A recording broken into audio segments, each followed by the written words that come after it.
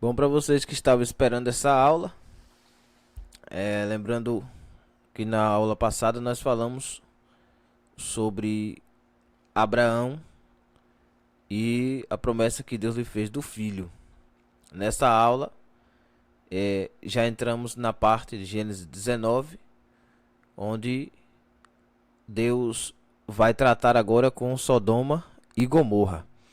Para aqueles que lembram-se, quando nós estamos falando sobre esse assunto, outro dia alguém me perguntou sobre como era a questão da intercessão, né? O dom de intercessão ou o ministério da intercessão. Se nós observarmos a palavra do Eterno Deus, no livro de 1 a Coríntios, primeira carta de Paulo aos Coríntios, nós vamos ver que Deus usa o apóstolo Paulo para falar acerca dos dons espirituais. E logo no capítulo 12, 13 e 14, ele começa a explicar para os irmãos que os cristãos, eles não podem ser ignorantes em relação a os dons espirituais, porque faz parte da vida do cristão compreender a atuação dos dons. Hoje já se duvida dos dons espirituais com tanta evidência, né? Nós vemos aí o tempo todo Deus usando pessoas, fazendo sinais, prodígios e maravilhas, e usando pessoas de diferentes segmentos religiosos, né? Você vai ver, por exemplo, padres expulsando demônios. Tem, por exemplo, um padre que foi até canonizado, chamado Padre Pio, que ele colocava as mãos sobre as pessoas, impunha as mãos e a maioria delas era curada instantaneamente. Então esses dons espirituais, o apóstolo Paulo explica que nós precisamos conhecer esses dons, aprender sobre esses dons, porque para que nós possamos compreender onde nós estamos situados, quem somos nós, e possamos responder quando alguém nos perguntar, questionar ou surgir dúvidas, até mesmo para nós que já somos cristãos, crentes em Cristo Jesus e que somos pentecostais, que acreditamos no mover do Espírito Santo, que Deus nos usa nos dons. Isso nós não podemos duvidar.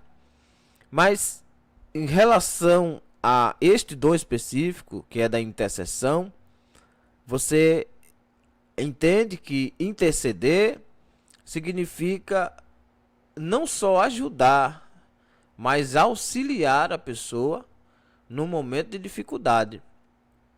Perceba que no capítulo 19, na leitura que nós estamos pautados hoje, Abraão está conversando com Deus sobre a situação espiritual de uma cidade, que é a cidade de Sodoma, né? Para você ter uma ideia, Sodoma aparece mais de 40 vezes na Bíblia Sagrada, né? Ela aparece 48 vezes, essa palavra Sodoma. Deus explica para Abraão: olha, chegou até mim um boato de que estão fazendo muitas coisas ruins em Sodoma, e eu desci para ver se isto é verdade. Este capítulo 19 do livro de Gênesis, que nós vamos tratar, vamos fazer a leitura pausada para os irmãos compreenderem melhor.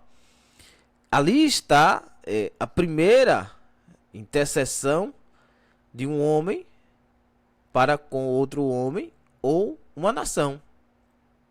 Moisés faz isso depois também com o povo de Deus, mas ali está a primeira de muitas intercessões que acontecem na Bíblia Sagrada. A primeira intercessão vem de Abraão. Abraão se preocupa: bom, o Senhor desceu aqui, me avisou, me explicou, né, que Deus fala: não vou ocultar alguma coisa a Abraão, não vou ocultar nada, eu vou dizer a ele tudo. né? Deus explica que ele vai ter um filho e explica também que Sodoma será destruído junto com algumas cidades circunvizinhas, né? E Abraão se preocupa e diz: mas o Senhor vai destruir justos e ímpios? É a primeira vez também que aparece esta palavra ímpios. Ou aparece também a palavra justo, né? Por que justo e ímpio? Havia uma diferença entre uma coisa e outra. E Abraão se preocupa e diz: bah, mas o Senhor vai fazer isso? O Senhor vai fazer isso, o Senhor vai destruir todos juntos, no mesmo barco, na mesma situação, vai colocar todos juntos. E começa a dizer: mas se tiver ali justo, o Senhor vai destruir, não faça isso, longe de ti que faça uma coisa dessa. O que é que vão dizer as outras nações? O que é que vão dizer o povo? Que o Senhor é o Deus que mata tanto justos quanto injustos. E Deus pergunta para ele onde estão esses justos que o homem, Abraão, está vendo e Deus não está vendo. Quer dizer, Abraão tentou justificar de que Deus não poderia ser injusto, já que a natureza de Deus é justiça. E Deus explica para ele que está tomando essa decisão justamente por não ter achado um certo número de justos para que aquela cidade seja poupada.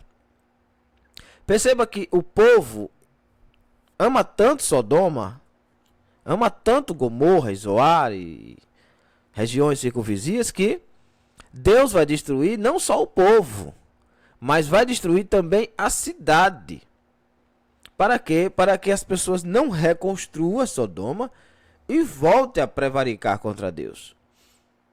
E isso acontece depois, eles vão reerguer algumas cidades mais próximas, não aquela cidade, mas outras, e vão continuar errando e pecando.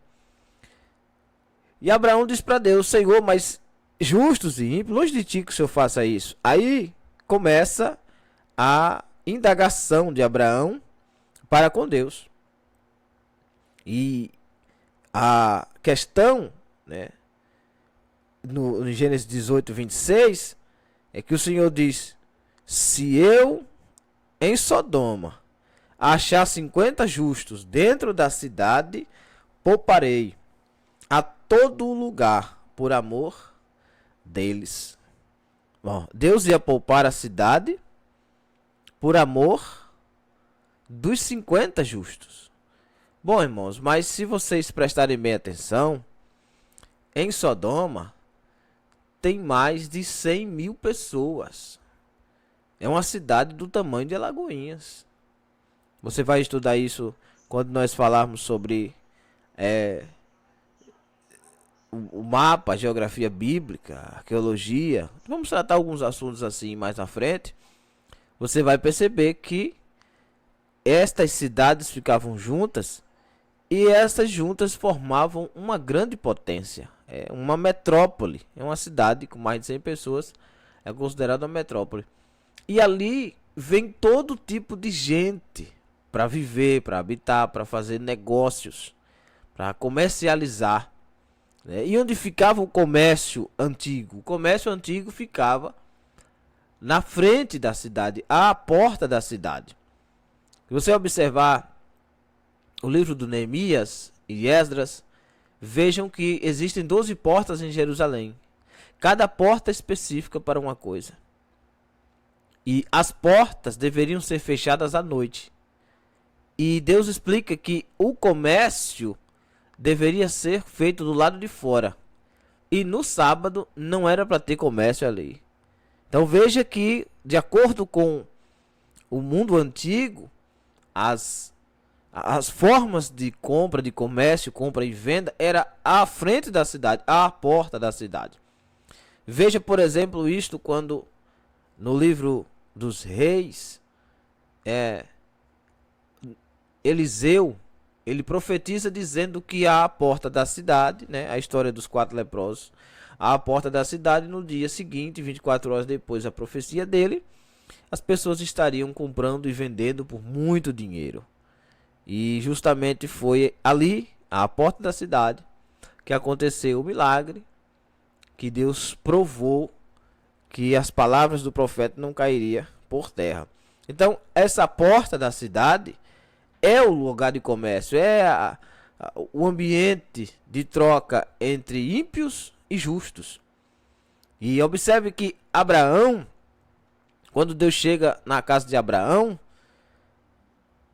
Abraão está à frente da porta, né, da sua tenda.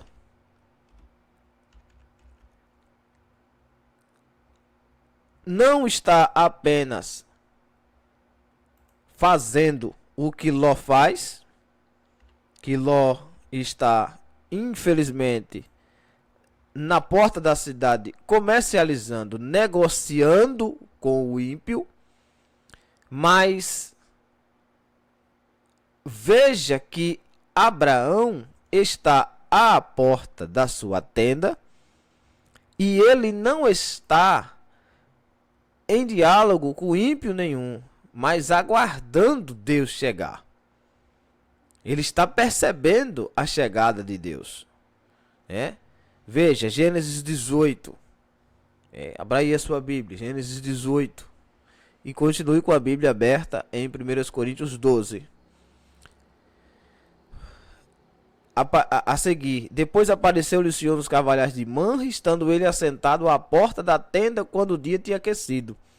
Quer dizer, veja que Abraão, também por ser um senhor de terras, um senhor de idade, um senhor idôneo, né? Uma pessoa santa, diferenciada, ele está ali à porta da tenda, da sua tenda, mas ele não está trazendo as coisas do mundo para dentro da sua casa. Pelo contrário, ele está ali à frente porque ele está aguardando, né, a chegada do Todo-Poderoso. Ele está aguardando a chegada de Deus. E isto eu acho maravilhoso pelo fato de que, se nós prestarmos muito bem atenção, nós vamos ver que as pessoas, elas tomam suas decisões normalmente pautada naquilo que lhe convém. E o que é que convém a um homem, uma mulher de Deus? É estar sempre vigilante, sempre metidos nos negócios de Deus e com Deus, e não nos negócios de ímpios e com ímpios. Tanto é assim que tanto Abraão como Sara, eles estão na sua casa, na sua tenda. Mas você chega no livro em Gênesis 19 e você vê Ló fora da casa, fora da tenda. Ele não está com a esposa, ele não está com a família, ele não está protegendo o seu lar. Ele está na periferia da cidade, na porta da cidade, e sabe-se lá Deus fazendo o quê? E quando os anjos chegam na casa de Ló, para buscar Ló, Ló não está em casa. Ló está fora de casa. Qual é o perigo disto? O perigo é que Abraão está apostando, preste bem atenção nisto. Abraão é o cidadão que está, por assim dizer, intercedendo por Ló e pela cidade de Sodoma, apostando as suas fichas, entre aspas, de que lá em Sodoma tem gente que está esperando Deus, que é crente em Deus, que é justo em Deus. E Deus, conversando com Abraão, explica para ele que precisa achar um número considerável de pessoas assim. E Abraão faz sua lista e não consegue achar. Tanto não consegue achar que termina em 10. Não dá para regredir mais. Não achou 10 no meio de mais de 100 mil. No meio de 100 mil, não achou 10 justos? Não lhe parece alguma coisa? Não lhe parece que Jesus, em Lucas capítulo 17, ele tinha razão 200% em dizer: será como nos dias de Noé e Ló. Lembrai-vos da mulher de Ló, porque o povo comia, bebia, plantava, colhia, só não casava e dava-se em casamento. Até que caiu fogo do céu, porque quando Ló saiu de Sodoma, caiu fogo do céu. Jesus citou este texto, explicando que os dias da vinda de Cristo seria tão ruim, tão difícil, tão apertado, que você já percebe, no meio de 100 mil, vão se encontrar um justo, porque a mulher de Ló desistiu. As filhas de Ló eram injustas, tanto eram injustas que saíram de Sodoma, mas Sodoma não saiu do coração delas e prevaricaram com o próprio pai, nascendo depois Moabe, que significa pecado. E um justo não pode parir pecado. Justo não pode propagar pecado. Cai-se em tentação, cai-se em pecado, erra, sim, peca, sim. Isto aí vem da carne, da razão humana, do descuido, do deslize. Mas não produzir pecado por aleivosia, por vontade própria, por querer fazer aquilo ali. Isso é injustiça. Então perceba, no versículo de número 2 de Gênesis 19, quando Ló recebe a visita dos anjos, e diz: eis agora, meus senhores, entrai, peço-vos em casa de vosso servo. Lá com Abraão, no capítulo de número 18, os anjos apresentam-se e eles já se apresentam nas terras de Abraão. Aqui não. Aqui os anjos precisam procurar Ló. E os anjos que aparecem a Abraão são os mesmos que aparecem a Ló. São os mesmos seres espirituais. A questão é que Abraão recebe bem eles em casa. Isto o livro dos Hebreus explica que devemos ser hospitaleiros. Por quê? Porque pela hospitalidade de Abraão recebeu anjos em casa sem saber que eram anjos. E em Gênesis 19, os anjos que se apresentam a Ló já chega em Sodoma à tarde. Lembre-se que ele está conversando, Deus está conversando com Abraão na forma de anjo, né? Teofania ali, Deus conversando com Abraão. Isso é quando o sol esquenta. E agora já de tarde, quer dizer, houve um diálogo ali, passou-se algumas horas, que Deus estava com Abraão, ele comeu, bebeu, aquela coisa toda, né? Fez aquela cerimônia. E agora, já de tarde, os anjos vão procurar Ló. E o que é que diz a seguir do Gênesis 19? Que vieram os dois anjos a Sodoma à tarde e estava Ló assentado aonde? À porta de Sodoma. E ele consegue ver os anjos. Vendo-os, Ló levantou-se ao seu encontro, inclinou-se com o rosto em terra. Ele faz a mesma cerimônia que Abraão faz, no versículo 2 de Gênesis 18. E levantou os olhos, e eis 3 varões estavam em pé junto a ele. Observe, 3 aparecem para Abraão, e apenas 2 desce para falar com Ló. Por quê? Porque um ficou conversando com Abraão, né, fazendo a barganha de quem deveria se salvar e de quem deveria se perder.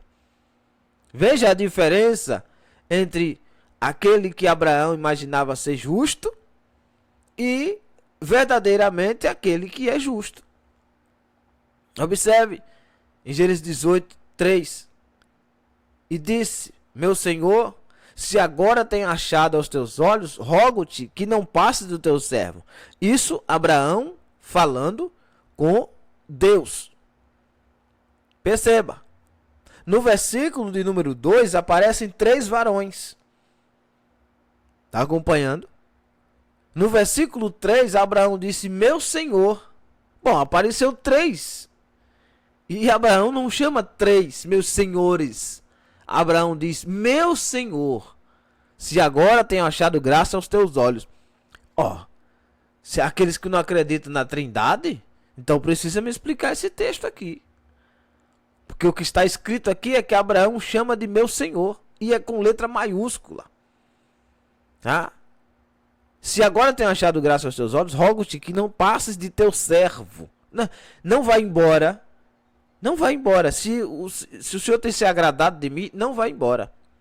E Abraão é quem abre o coração para fazer a cerimônia. E ele vai dizendo, versículo 4, traga-se agora um pouco de água e lavai os vossos pés, recostai-os debaixo desta árvore, e trarei um bocado de pão para que esforceis o vosso coração, depois passareis adiante. Porquanto por isso chegaste até vosso servo. E disseram, assim faze como tens dito. Deus se agradou tanto de Abraão que disse, não, é desse jeito que eu quero. É assim mesmo. Agradou-se. Primeiro,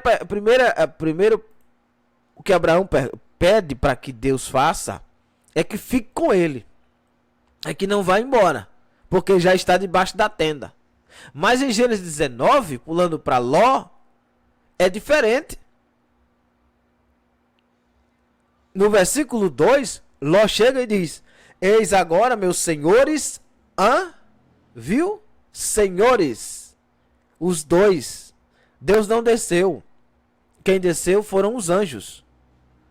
Entrai, peço-vos em casa de vosso servo. Ló se considera servo. E passai nela a noite. E lavai os vossos pés. Bom, cadê a comida? Não tem comida. Abraão oferece comida. Vou lavar os pés, vou lhe dar água e vou lhe dar comida. Mas Ló não. Lavai os vossos pés, de madrugada vos levantareis e eis vosso caminho. Abraão pede para que fiquem com ele. E aqui não, aqui Ló pede para que eles de manhã vão embora. E eles disseram, versículo 2 de Gênesis 19, guarde esse versículo, não o quê? Os anjos não aceitaram entrar na casa de Ló. É bem da verdade que eles precisam sair depressa porque vai cair fogo do céu. Mas o que os anjos explicam aqui não é pela pressa do fogo que vai cair. Eles dizem, e eles disseram, Gênesis 19, versículo 2, não, antes na rua passaremos a noite. Meu irmão, tu já imaginou o que é Deus dizer, na tua casa eu não entro? Prefiro dormir na rua a entrar na sua casa?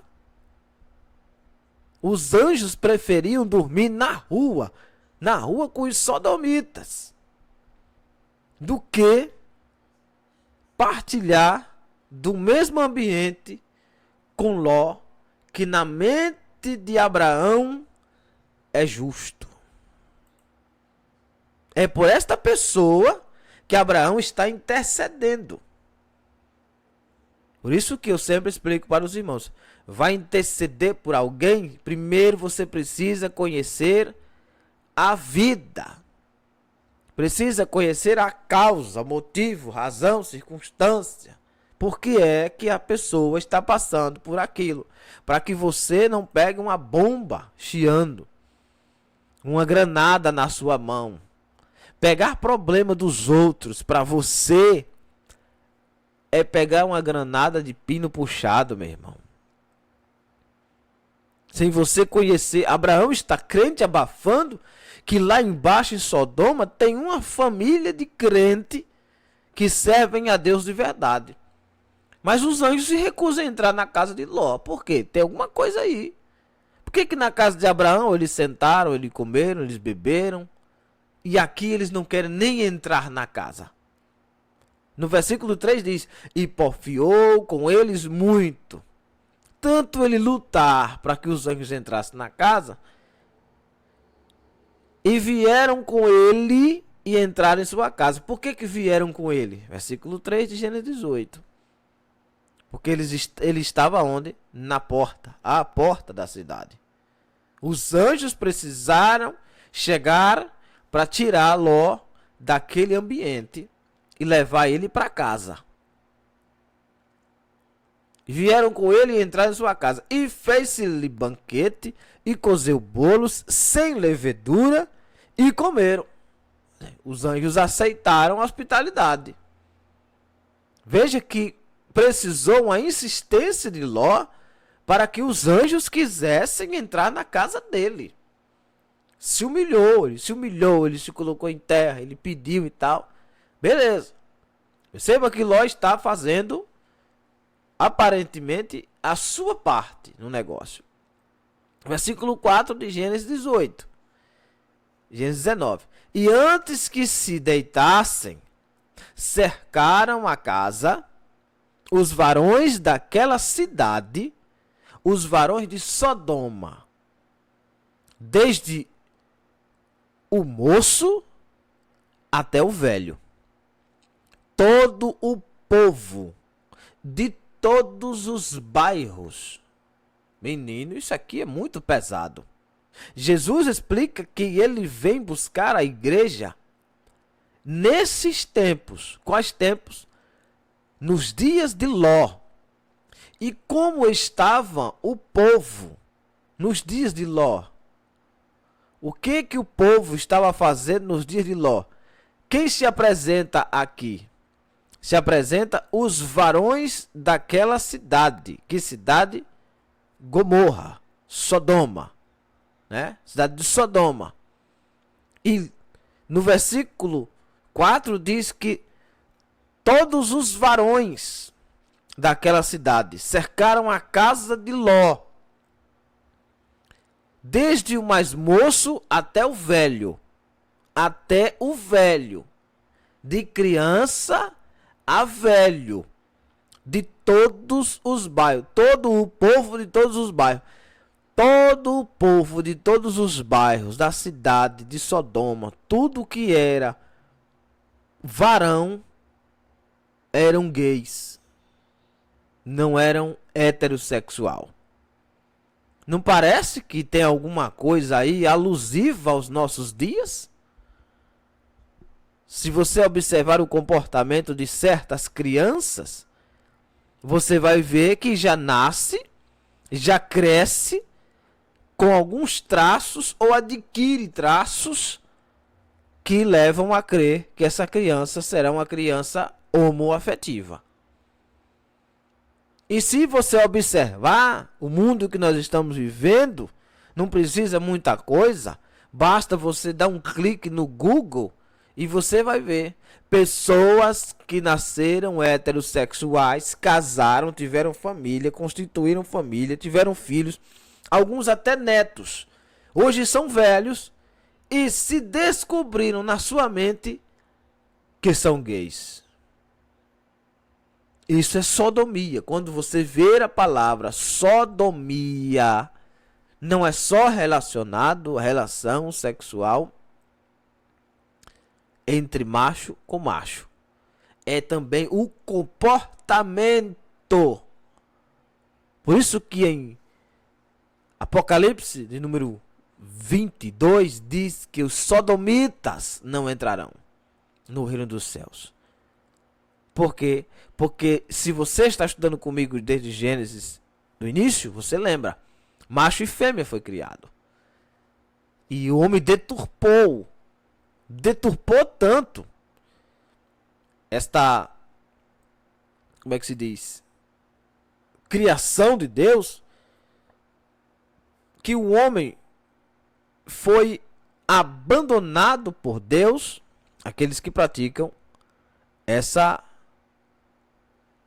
que fazem essa prática aí. Quem faz essa prática que recebeu de Deus a livre escolha de poder ser como Deus lhe criou, mas ele acaba adquirindo esta prática, ele cai naquela contradição.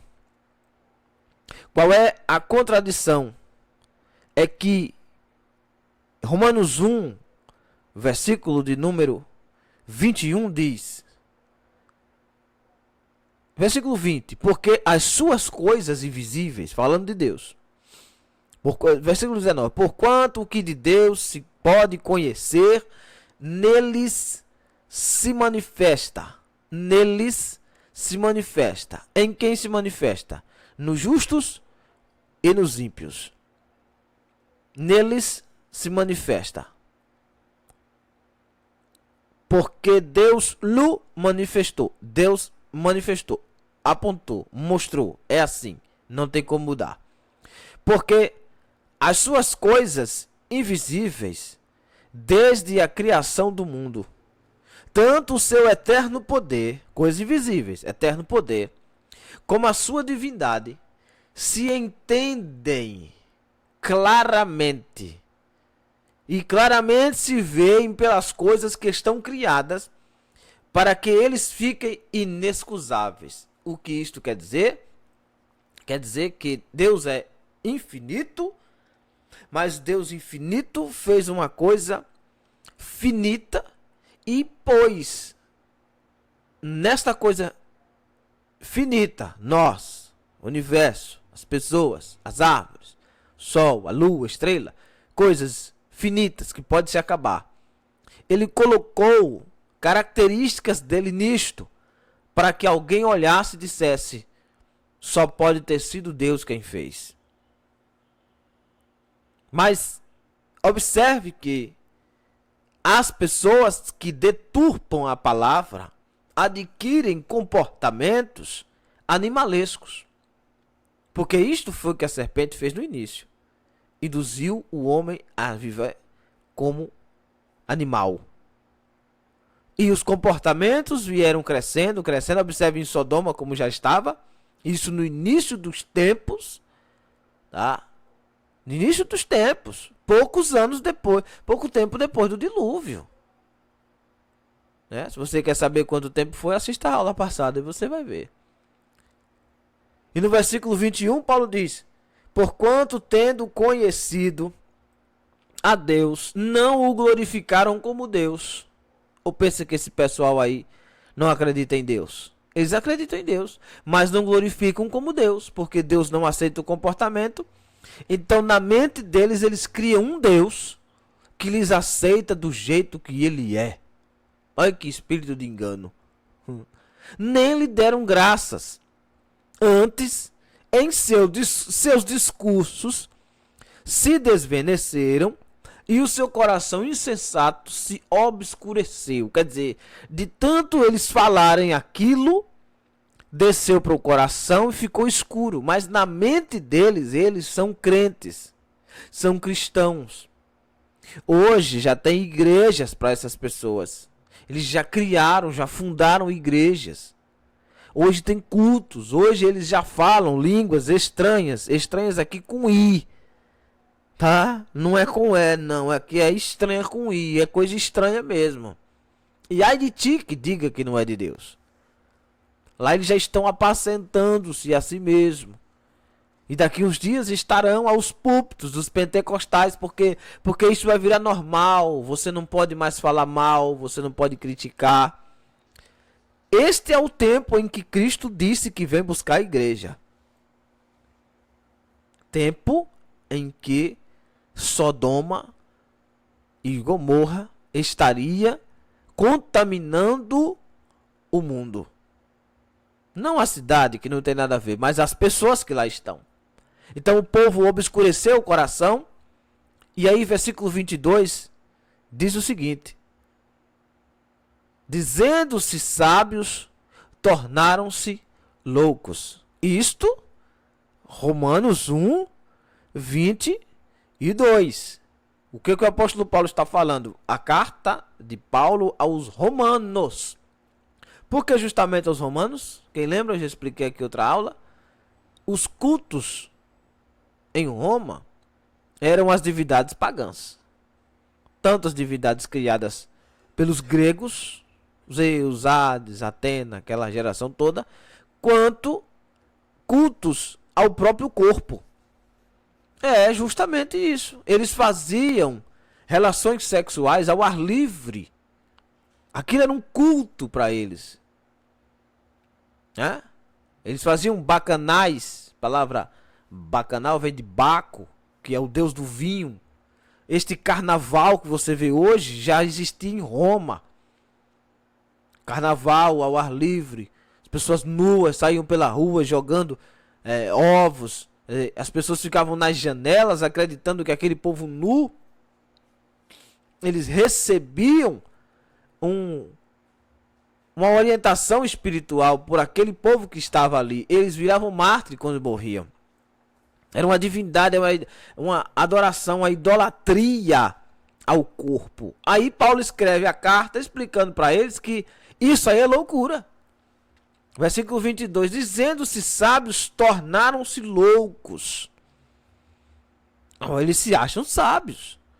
Você não vem me dizer que você vai encontrar um desses aí que são à toa, são besta, não. Todos são sábios. Mas só que para Deus são tudo louco, porque Deus disse que pega o louco na sua loucura e o sábio na sabedoria. E o problema é que nessa loucura, versículo 23, mas não é loucura de insanidade mental, não. Aqui é loucura de comportamento. De que eles deveriam mudar, mas não mudaram. Deveriam seguir a orientação de Deus, mas não seguiram. No versículo 23 diz: e mudaram a glória de Deus incorruptível em semelhança da imagem do homem corruptível, e de aves, e de quadrúpedes, e de répteis. Por quê? Porque você já viu em algum lugar algum animal se comportar assim. Você já viu algum animal que se comportou de forma errada. Porque o animal não sabe discernir entre o macho e fêmea. Ele sabe discernir na vontade sexual dele. Se você pegar, por exemplo, os macacos têm uma tradição deles de que eles vencem as brigas através do sexo. Se você não sabe disso, dê uma pesquisada aí, você vai ver que a luta entre alguns chimpanzés, alguns grupos de chimpanzés, é assim. Vence quem consegue dominar o outro de forma sexual. Macho e macho. As fêmeas também lutam assim. Mas isto aqui é o quê? Isto são animais irracionais que estão fazendo comportamentos. Não é pecado porque eles não sabem o que estão fazendo.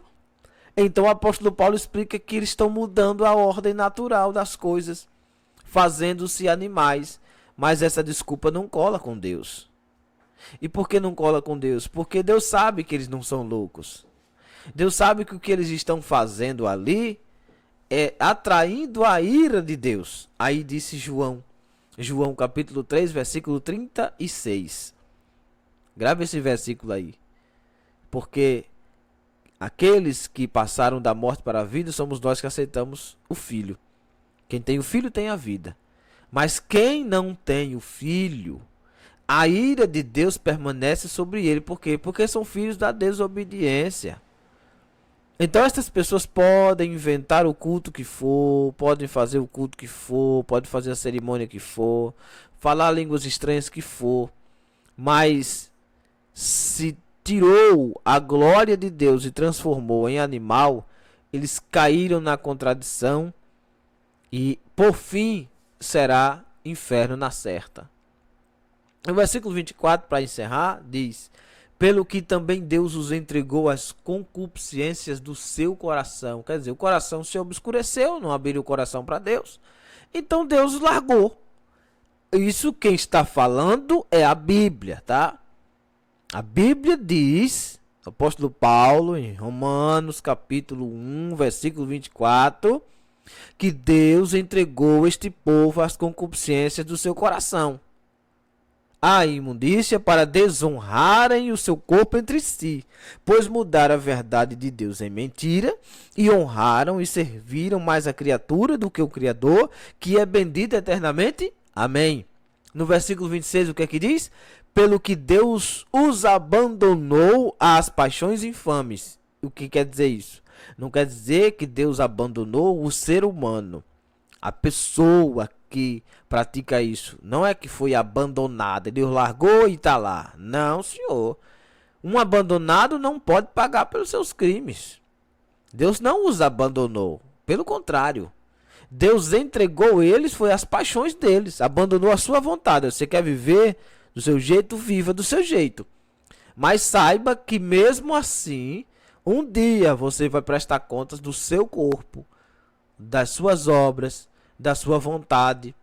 Então não adianta dizer que é doido, que é um comportamento assim, que foi assediado quando era na infância, que adquiriu esse comportamento porque houve pedofilia, ou porque leu num livro, ou porque se sente uma pessoa na mente de outra. Isso não cola, irmão. O que cola é como você foi feito. Você nasceu como? Nasceu macho? Tem que ser como macho.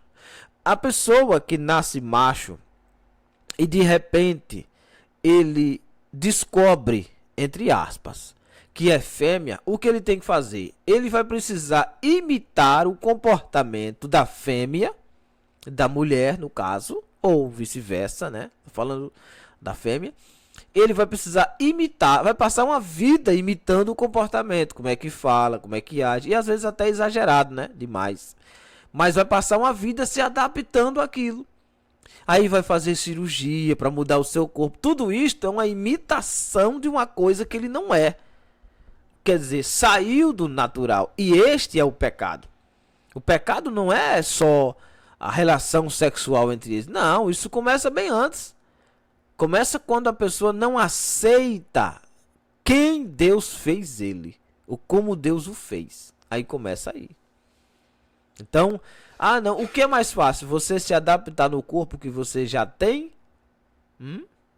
Destruir suas vontades, quebrar o seu eu, nascer de novo, nascer da água do Espírito, né? Ou você passar uma vida imitando um comportamento que não é seu?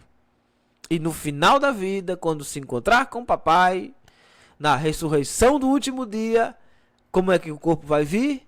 Do mesmo jeito que nasceu, para poder entregar as obras a Deus. Então, meu irmão, se alguém estiver escutando este áudio e teve um comportamento assim, espero que isso fique no passado, porque não tem desculpa. Aí Paulo diz, pelo que Deus abandonou as suas paixões infames, versículo 26 de Romanos 1. Porque até as suas mulheres mudaram o uso natural, no contrário à natureza. E semelhantemente também os varões, deixando o uso natural da mulher, se inflamaram em suas sensualidades uns para com os outros, varão como varão. Cometendo o quê? Torpeza. Você sabia o que é torpeza? Não sabia, vai saber agora. Torpeza. E recebendo em si mesmo a recompensa que convinha ao seu erro. Recebendo em si mesmo, quer dizer, não adianta dizer, não, eu aprendi com fulano, que foi Beltrano, a culpa é de ciclano. Bom, cada um vai pagar pelos seus próprios erros. E como eles não se importaram de ter conhecido Deus, eu espero que você esteja lendo a Bíblia aí, né? Para depois não dizer que eu estou inventando essas palavras aqui. Mas isso está escrito há quase 3.000 anos, irmão. E como eles não se importaram, versículo 28, de ter conhecimento de Deus, assim Deus os entregou a um sentimento perverso, para fazerem coisas que não convêm. Quer dizer, Deus não está mais importando com o que eles fazem ou deixam de fazer. Deus já decretou o dia e hora em que isso vai acabar.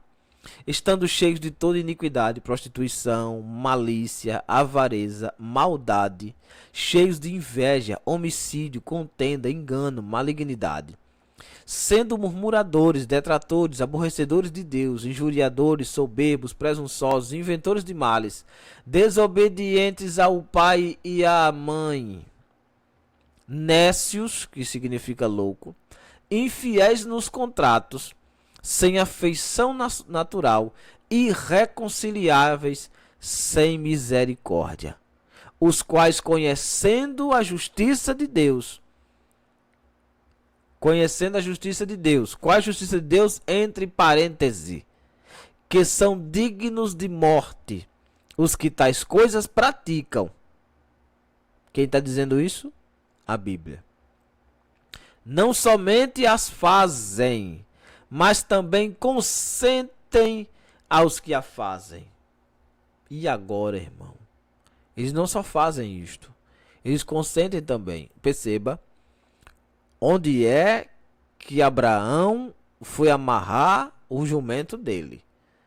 É por este povo aqui que Abraão está intercedendo, dizendo: ah, Senhor, lá em Sodoma o Senhor vai achar lá 50 justos.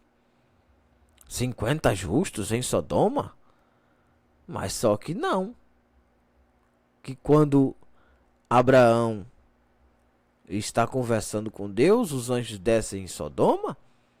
O que é que os anjos encontram lá? Encontra um justo apenas. Né? Se observar as cartas e aos Hebreus, quando fala sobre Ló, o justo Ló aborrecia sua alma por ver aquele comportamento. Somente Ló era justo em Sodoma. Mas Abraão está lá, intercedendo por aquele povo. Então, onde é que cabe a intercessão? 1 Coríntios 12, Paulo fala: você não pode ser ignorante aos dons espirituais. Você precisa aprender primeiro que dom Deus te deu, para depois você aprender como usar, irmão. Tem gente que chega na igreja falando línguas estranhas que não é a língua dele. Ele aprendeu ali num culto, falaram lá, ele achou bonito, ele sai falando. Não entende nada, não sabe de nada. Ah, não dá para entender. Não dá para entender. Mas você vê que aquela língua ali é forçada. Primeiro você tem que compreender o que é o dom espiritual. Depois você sai exercendo. Tem gente que não sabe o que é dom de profecia, mas o tempo todo tá lá profetizando na igreja. Como é que é isso aí, irmão? Se você não sabe o que é profecia, como é que você vai sair profetizando à torta e à direito? Tem que aprender. E tem que aprender também que cada pessoa que usa o dom espiritual será cobrado por Deus um dia. Né? Deus não é menino, como dizia meu pai. Deus não é menino. Deus é o ser supremo. E cada pessoa que recebeu o dom tem que ter responsabilidade com os dons. Tá certo? Eu quero encerrar essa aula de hoje relembrando a vocês o seguinte: que quando o apóstolo Paulo está explicando sobre os dons, não está explicando para os ímpios. Observe o que ele diz. Acerca dos dons espirituais, não quero, irmãos, que sejais ignorantes. Paulo sempre usa essa palavra, né? Vós bem sabeis que eres gentios, levados aos ídolos mudos, conforme eles eram guiados. Porquanto vos quero fazer compreender que ninguém que fala pelo Espírito de Deus diz: Jesus é anátema. E ninguém pode dizer que Jesus é o Senhor, senão pelo Espírito Santo. Ora, há diversidade de dons, quer dizer, existe diversidade de dons, mas o Espírito é o mesmo. E há diversidade de ministérios, mas o Espírito é o mesmo. O Senhor é o mesmo. Há diversidade de operações, mas é o mesmo Deus, que opera tudo em todos. Mas a manifestação do Espírito é dada a cada um para o que lhe for útil. Observe a palavra aqui, útil. Deus dá o dom de acordo com aquilo que é útil. Você vai utilizar o dom de acordo com o que Deus te dá para o que seja útil. Se não é útil, Ele não vai te dar.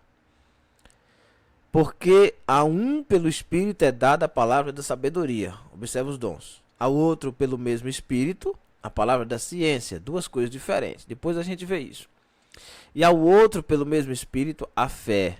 Ao outro o dom de curar, operação de maravilhas, outro profecia, outro dom de discernir os espíritos. E a outro a variedade de línguas. E a outro a interpretação das línguas.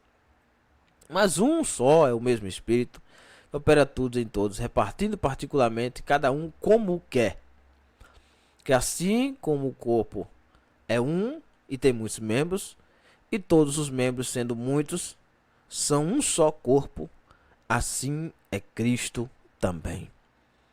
Pois todos nós fomos batizados em um Espírito, formando um corpo, quer judeus, quer grego, quer servos, quer livre, todos temos bebido de um Espírito.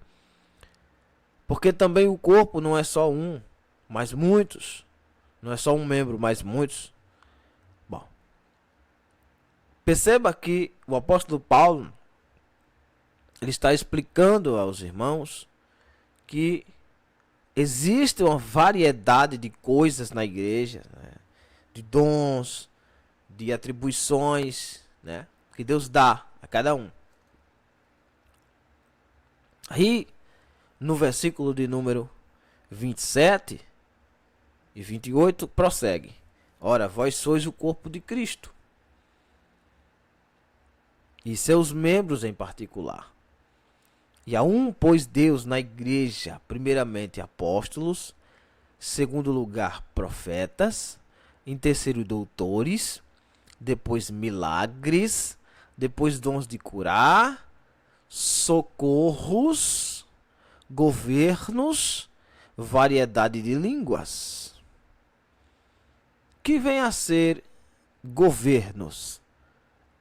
O que vem a ver socorros? Dom de curar você sabe o que é. Milagres você sabe, doutores, profetas. Mas esse socorro aqui, ele entra em várias instâncias.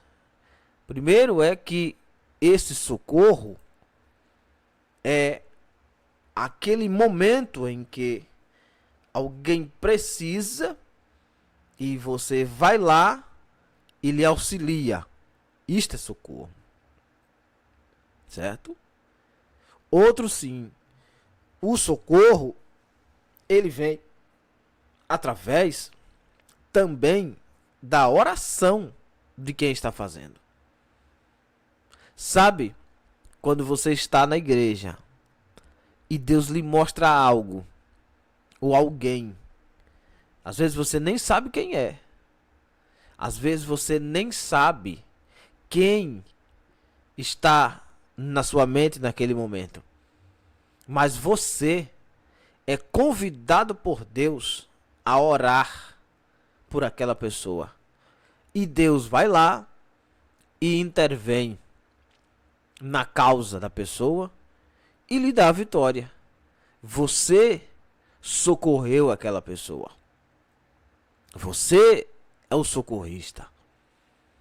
É você que é a pessoa que está sendo usada por Deus para socorrer aquela cidadã, aquele cidadão naquele momento. Certo? Então, quando você sentir vontade de orar por alguém, a primeira coisa que você vai fazer é observar o cenário em que a pessoa se encontra. O que é isto? Como está a vida dela? Onde ela está situada? O que ela está fazendo para que você ajude esta pessoa intercedendo por ela? Será que esta pessoa não foi abandonada por Deus nas suas paixões? Perceba que em Romanos 1, Paulo não está dizendo que ele vai orar pelos romanos. Não. Pelo contrário, Paulo está dizendo que este povo foi abandonado, tá? Esse povo foi abandonado. E se eles foram abandonados por Deus, Deus também não vai enviar alguém lá para que ore por aquele povo, porque não vai ter resultado. Se nós observamos a Bíblia Sagrada, nós veremos que muitos profetas foi proibido de interceder pelo povo. Por quê? Porque o povo realmente era rebelde. Se nós não observarmos as pessoas antes de entrarmos em uma batalha espiritual junto com elas, nós vamos nos enfraquecer. Por que vamos enfraquecer? Observe o que diz em Jeremias 14. Preste bem atenção, para você não cair no conto do vigário. A pessoa se apresenta para você, se aparece, olha, ore por mim, porque eu estou precisando de uma ajuda espiritual e tal, aquela coisa toda. Mas quando você vai ver realmente, aquela pessoa não está fazendo com que Deus, né, possa usar de misericórdia com aquele povo, né? Esse texto de Jeremias 14 é um texto tremendo, porque se você ler o texto todo, você vai perceber que o povo estava acreditando nos falsos profetas. No versículo 14 diz que apareciam muitos falsos profetas no meio daquele povo. E o povo acreditava nos falsos profetas, mas não acreditava no verdadeiro profeta, que era Jeremias, né? Lá atrás, no capítulo 7, né, de Jeremias 7, no versículo 16 até o 28, olha o que diz, olha. Tu, pois, não ores por este povo. Vou até grifar aqui para você ver. Não é para orar por este povo. Nem levantes por ele clamor ou oração. Nem me importunes, porque não te ouvirei. Não vês tu o que andam fazendo nas cidades de Judá e nas ruas de Jerusalém? Os filhos apanham a lenha, os pais acendem o fogo, as mulheres amassam a farinha, para fazer bolos à deusa chamada Rainha dos Céus, e oferecem libações a outros deuses para me provocarem a ira. Acaso é a mim que eles provocam a ira, diz o Senhor? E não andes a si mesmo para a confusão dos vossos rostos? Portanto, assim diz o Senhor Jeová: eis que a minha ira e o meu furor derramarei. Se derramarão sobre este lugar, e sobre os homens, e sobre os animais, e sobre as árvores do campo, e sobre os frutos da terra, e acender-se-á, e não se apagará. Porque o Senhor dos Exércitos está falando. Bom, aprenda com isto. Vai interceder, primeiro você precisa conversar com Deus. Senhor, é para eu orar por esta pessoa? É para eu entrar junto com ela nesta peleja? Peça para que Deus lhe mostre a vida dela. Como está a vida dela, Senhor? Me pediu oração, pediu para que eu vá junto. Mas como ela está? Ela está fazendo a parte dela ou está provocando a sua ira? Porque senão você vai entrar em julgo desigual. Se você entrar em julgo desigual, você vai pegar para si um problema muito sério. Qual é o problema? 2 Coríntios 6,14, olha o que diz, olha. O jugo desigual é você amarrar um jumento com um boi. Quem que vai pegar mais peso? É lógico que é o jumento. Por quê? Porque o boi é mais alto. E por ele ser mais alto, ele vai levantar o peso todo. E no caso, o boi aqui é o atribulado. Você que é o jumento, vai lá, se coloca debaixo daquele jugo, né? Daquela canga, aquela cangaia. E quando o boi levanta, você que é aquele jumentinho que entrou ali para ajudar, de cobaia. Quando ele levantar o peso, você vai sofrer sozinho. E você vai ver que a pessoa vai estar lá com a vida dela como se nada tivesse acontecido. Versículo 14, Paulo diz: não vos prendais, né? Isso é 2 Coríntios 6,14. Não vos prendais a julgo desigual com os infiéis, porque que sociedade tem a justiça com a injustiça, e que comunhão tem a luz com as trevas? E que concórdia há entre Cristo e Belial? Ou que parte tem o fiel com o infiel? E que consenso tem o templo de Deus com os ídolos? Porque vós sois o templo de Deus vivente, como Deus disse: neles habitarei, neles andarei, e entre eles andarei, e serei o seu Deus, e eles serão meu povo. Pelo que saí do meio deles e apartai-vos, diz o Senhor, e não toqueis nada imundo, e eu vos receberei, e serei por vosso pai, e vós sereis meus filhos e filhas, diz o Senhor Todo-Poderoso. Veja que, se não há concórdia, se a pessoa não está caminhando junto, né, você não pode interceder. A intercessão não é para isto. Então, para que serve a intercessão? A oração intercessória é quando você se põe no lugar de alguém. Por isso que você tem que tomar cuidado. Você se coloca no lugar de alguém. E quando você se põe no lugar de alguém, você entra para conversar com Deus sobre aquela pessoa. Você intervém. Então, problemas espirituais, ataques espirituais que viriam para aquela pessoa, virá para você, né? Quem não se lembra quando Pedro está pregando, expulsando os demônios, e o demônio vai pedir, né,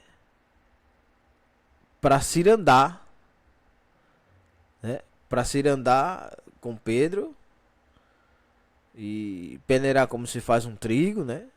Vou ler esse texto aqui para vocês, Lucas 22, 31 a 34. Porque Pedro está pregando, fazendo a obra de Deus, né? Pedro é um homem de Deus. Mas veja que Pedro ainda não é uma pessoa preparada para fazer aquele tipo de obra. Pedro não é alguém que está pronto, né, para assumir a responsabilidade espiritual de lutar por alguém. Versículo 31, olha o que diz. Disse também o Senhor: Simão, Simão, eis que Satanás vos pediu para vos cirandar como trigo. Mas eu roguei por ti. Olha como é a intercessão. O diabo chega para Jesus e pede para que Deus permita que ele faça como fez com Jó. Faça como fez com Jó. Cirandar, peneirar, fazer a baderna, né? Como o trigo, jogar para cima e sacudir. Às vezes era assim feito, como faz com o feijão. Às vezes era batido com o cacete. Isso é cirandar, isso é peneirar, irmão. Você sabe o que é peneirar. É coisa ridícula, é coisa horrorosa, horrenda. Aí Jesus diz no versículo 32 de Gênesis 22: Mas eu roguei por ti para que a tua fé não desfaleça, e tu, quando te converter, confirma teus irmãos. Eita, Jesus.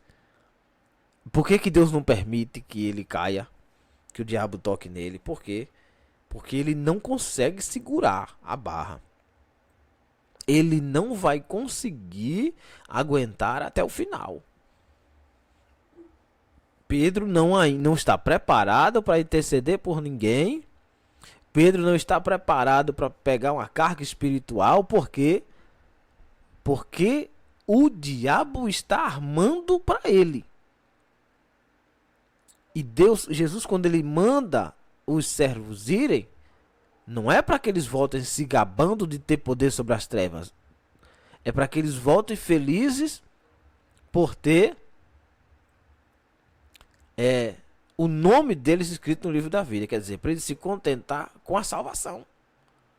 É para eles ficarem felizes por estar salvos. E não para que eles se gabem de ter vencido o diabo e não sei o que, aquela coisa toda. Não. Não é para isto. O dom espiritual não é para isto. Tem gente brincando com o inimigo por aí, chamando ele para guerra, para peleja, eu te desafio e essa coisa. Sai de faixa, irmão. Sai fora disso aí. Tu não aguenta, não. Esse cidadão aí, só Cristo que consegue vencê-lo. E diz mais: e ele lhe disse, Senhor, estou pronto a ir contigo até a prisão e à morte. Mas ele disse, digo-te, Pedro, que não cantará hoje o galo antes que 3 vezes negue que me conheces. Por que isto? Porque Pedro não está pronto mesmo. Pedro não está preparado. Ele acha que está preparado, mas não está. Se Jesus abre mão e diz, pode tocar nele, a decepção ia ser grande, porque Pedro não ia conseguir resistir. Tanto é que Jesus explica, você não está preparado. Você não se converteu. Você ainda não é crente. Roguei por ti, porque para que o inimigo não toque em você. Então, o que é essa intercessão? Pedro é alguém que é um novo convertido, está fazendo a obra de Deus, está lutando contra o inimigo, lutando contra a sua natureza, tentando fazer o que é certo. A bem da verdade é que é um cara afoito, uma pessoa que fala muito, mas é um homem de Deus. É alguém que está caminhando na fé. E quando o inimigo vem atingir, vem querer atingir, Jesus intervém. Jesus roga. Jesus intercede. Jesus entra no meio. Jesus intercede porque para que Pedro não desfaleça, não morra, não se destrua, para que o inimigo não o mate. Então, é assim que nós precisamos fazer. Aprender com Jesus. Começar a interceder por aqueles que já estão caminhando, que já estão lutando. Por quê? Porque eles, estando bem, firme na fé, também farão a mesma coisa. Também vão levantar alguém, também vão ajudar alguém, né? Eles estarão na linha de frente de batalha. Então, por que Jesus ele intercede por Pedro? Porque Pedro é alguém que está lutando para mudar de vida. Você já leu Atos capítulo de número 12? Eu estou citando o texto de Jesus porque Jesus é o nosso modelo. Mas nós podemos usar Atos dos Apóstolos, né? Abra aí sua Bíblia em Atos capítulo de número 12. O que é que diz Atos 12? Por aquele mesmo tempo, o rei Herodes estendeu as mãos sobre alguns da igreja para os maltratar. E matou a espada Tiago, irmão de João. Tiago já morreu, já foi morto, já foi embora. Isso aí, tchau e bênção. E vendo que isso agradara aos judeus, continuou mandando prender também a Pedro. E eram os dias dos asmos, perto da Páscoa. É tempo de Páscoa ali, de comer os pães amargos e tal, para lembrar do tempo no Egito e tal. Então Pedro está preso.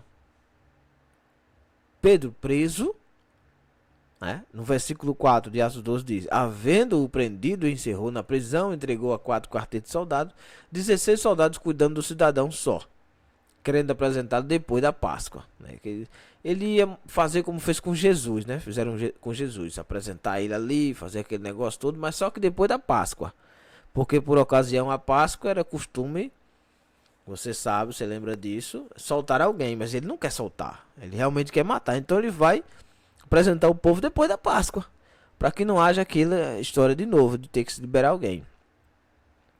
Pedro, porém, era guardado na prisão, mas a igreja fazia contínua oração por ele a Deus. A igreja está intercedendo pelo pastor dela, Pedro. E quando Herodes estava para fazer comparecer nessa noite, estava Pedro dormindo entre 2 soldados ligados por cadeias, e os guardas diante da sua porta guardavam a prisão, né? Aí veio o anjo do Senhor e tal. Isso fica para outro tempo, para outra hora, para outro dia de estudo. Então, veja que a igreja vai interceder pelo pastor dela, pelo povo que está ali, né? Pelo povo de Deus que está à frente da obra. Então, você quer começar a interceder? Comece fazendo isto. Interceda por alguém que já está fazendo a obra. Na próxima aula eu vou falar sobre oração. Já é outra coisa diferente. Aí oração, você pode orar por qualquer pessoa, mas a intercessão deve ser pautada primeiramente naqueles que já estão caminhando ou tentando caminhar, porque interceder é pôr-se à frente, é entrar-se na frente, é se colocar no lugar, tá? Um desses textos você vai ver em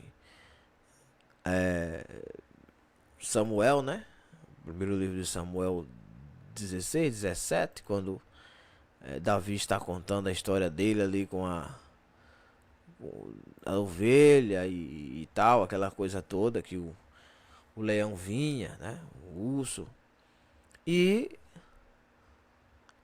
quando ele está contando, ele explica o seguinte, que o urso ou o leão, quando vinha para tentar matar a ovelha, ele se colocava à frente, se colocava no lugar, né?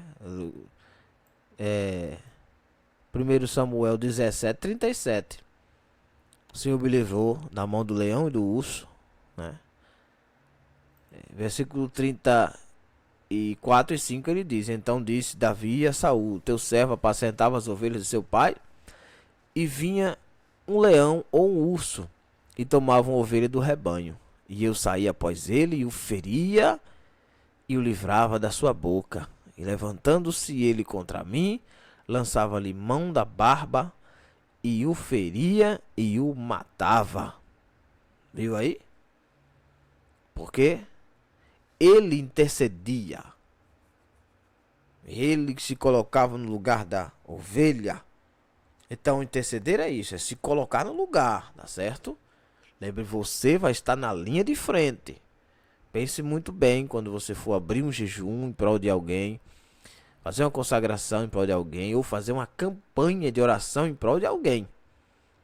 O leão e o urso vai se levantar contra você, porque você está se pondo no lugar da pessoa, atravessando a frente, né? Como se a pessoa fosse ser atropelada e você se atravessasse à frente.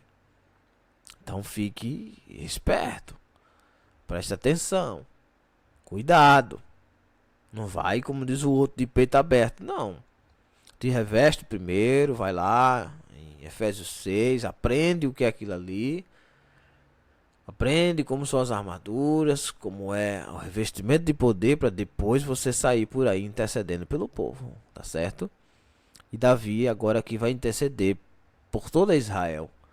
E Saul apoia. Vai lá, meu filho, que Deus seja contigo. Vai-te embora e o Senhor seja contigo. No versículo 37, Saul diz isso. certo?